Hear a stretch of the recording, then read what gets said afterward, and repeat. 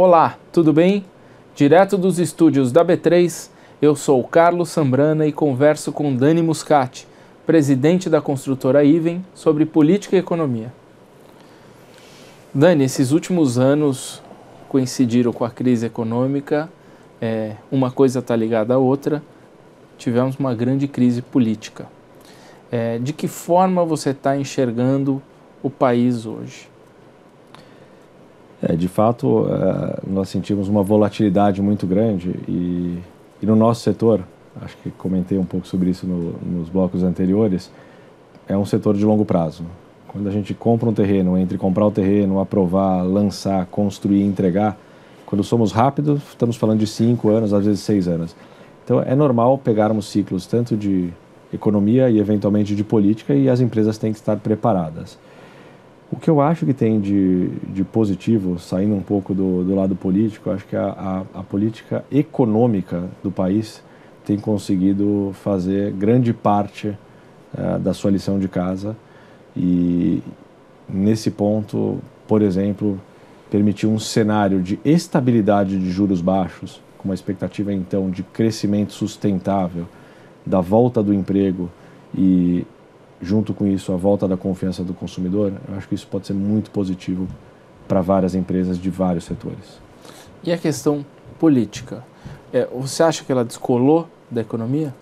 Eu acho que, num primeiro momento não, mas nos últimos 12 meses eu acho que tanto o empresário daqui quanto o investidor de fora conseguiu, até onde isso é possível, ter uma descolada. Obviamente que quando você vê alguns escândalos acontecendo, isso é negativo para a imagem, mas se você pegar tudo que tem acontecido ao longo dos últimos 12 meses, alguns avanços foram feitos, né?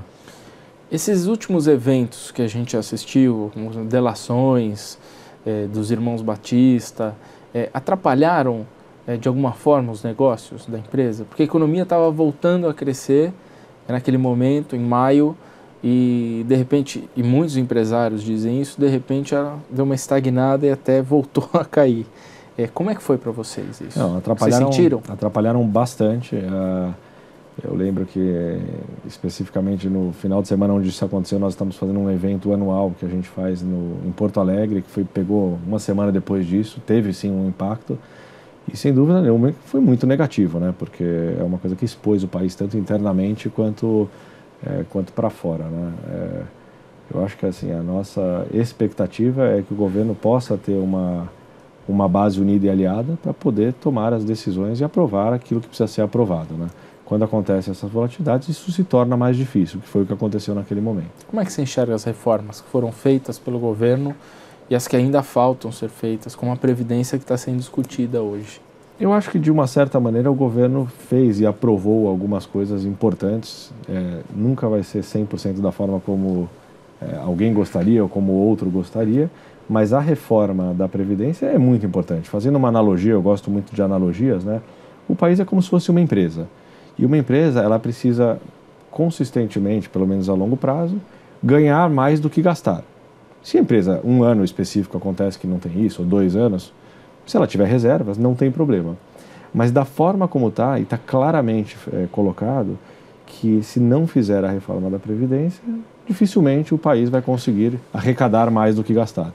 Então, eu faço votos com que a gente consiga, o mais rapidamente possível, fazer a reforma da Previdência de uma forma, de fato, como precisa ser feito. Porque, muitas vezes, quem não entende acha que fazer a reforma da Previdência você está tirando um benefício, mas muito pelo contrário. Se não fizer a reforma da Previdência, dificilmente conseguiremos continuar dando esse benefício, porque você vai ter um benefício de alguém que não vai ter recursos para te dar esse benefício. Mas não é uma reforma que precisa balizar todos, colocar todos no mesmo patamar? Porque existem classes que não estão entrando na reforma. Sem dúvida nenhuma. Isso não é desigual também? Você deve estar falando especificamente aí da parte do público e do privado, por exemplo.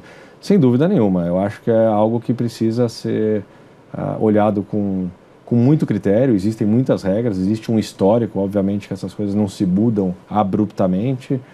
Muitas vezes você precisa conscientizar, falar, mas acredito que o país tem conseguido fazer isso, através das mídias sociais, através dos movimentos que tem conseguido expor ao público um pouco melhor o que tem acontecido, porque existia uma desinformação muito grande, por isso que foi feito durante vários anos dessa forma. Essa mudança que tem acontecido radicalmente e exponencialmente nos últimos anos, ela se dá pela disseminação da informação. Hoje eu vejo, por exemplo, jovens, o meu filho mais velho tem 17 anos, o nível de conversa que ele tem com os amigos dele, a politização, o entendimento do que está acontecendo é muito maior do que, por exemplo, eu tinha com meus amigos naquela idade, porque a informação está disseminada. E eu acho que esse sim é o começo para a gente fazer uma mudança perene e de longo prazo.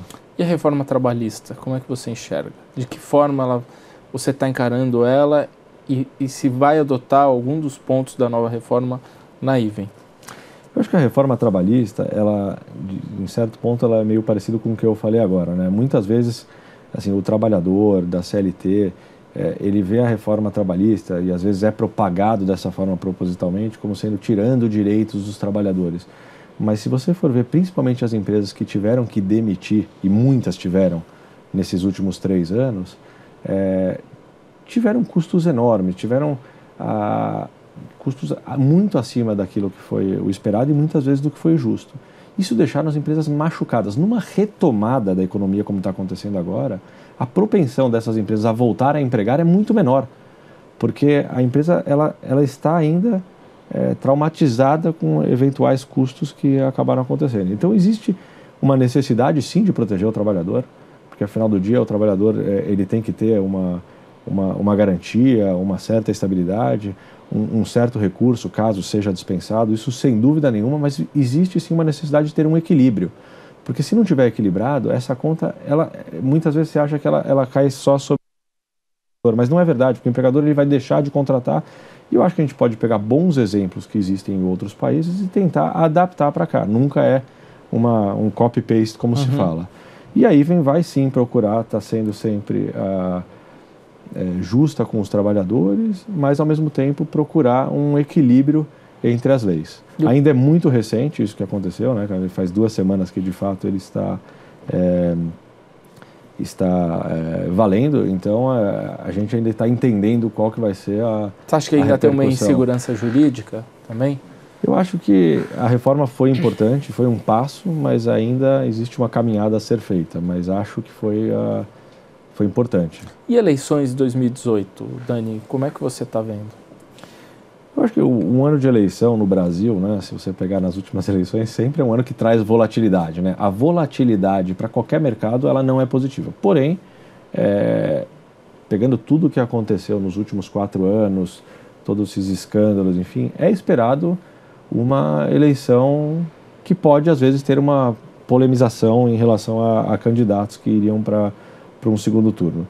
No nosso caso, quer dizer, aí falando pessoalmente, eu sou a favor que tenha um candidato que de fato esteja pensando no país, alguém que tenha condições de fazer uma gestão no país, porque, de novo, um país ele não é diferente de uma empresa e é uma coisa muito complexa.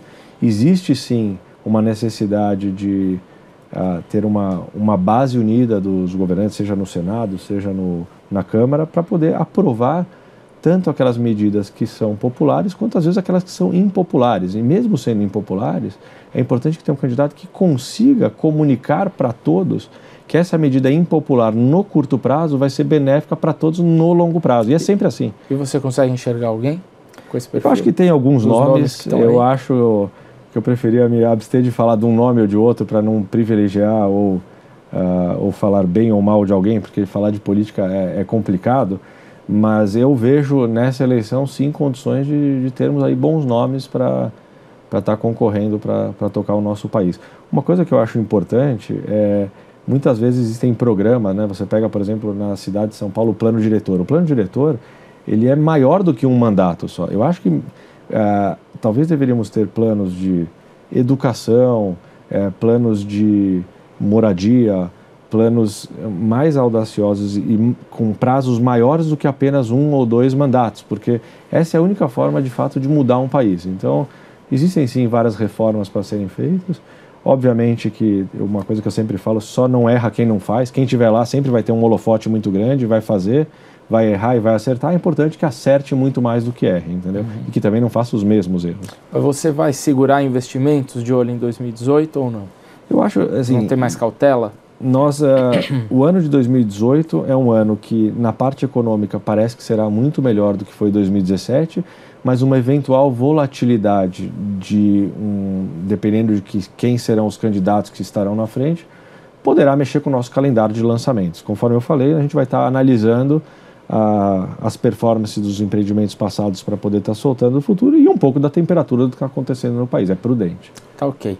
Dani, eu sempre deixo essa última parte do programa para que o convidado envie uma mensagem para quem está assistindo. Por favor, o espaço é seu. Obrigado.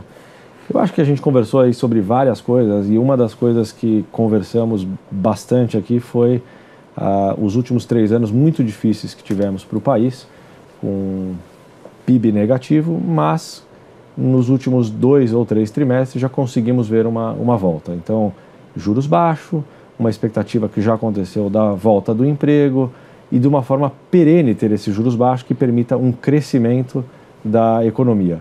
Eu queria dizer que eu acredito muito no país. Essa volatilidade que aconteceu aí nos últimos anos, esse problema político que a gente acabou vendo acontecendo aí que nos envergonha, que é a história da Lava Jato, tanto dentro quanto fora do Brasil, mas foram importantes para poder fazer uma limpeza e ter certeza de que seja o candidato que for que possa assumir em 2018, um candidato que a gente possa acreditar que vai levar o país para frente. Eu acredito muito no Brasil. O Brasil é um país de empreendedores. Eu costumo falar que quem acorda de manhã, o brasileiro, ele acorda para vencer, ele é otimista, ele quer ter sucesso. Acho que a gente teve um ganho grande também na educação, o número de jovens hoje que estão nas faculdades. Então eu deixo uma mensagem aí de positivismo para cada um que estiver assistindo, sempre poder fazer a sua parte, porque muitas vezes a gente acha que nós estamos deixando para os outros fazerem a parte deles. E se cada um fizer a sua parte, de entender como que a gente pode deixar uma marca positiva naquilo que a gente está fazendo, isso vai ser uma contaminação positiva com quem estiver do seu lado e com isso levarmos o país para onde a gente quer que ele seja. Muito obrigado. Muito obrigado, Dani.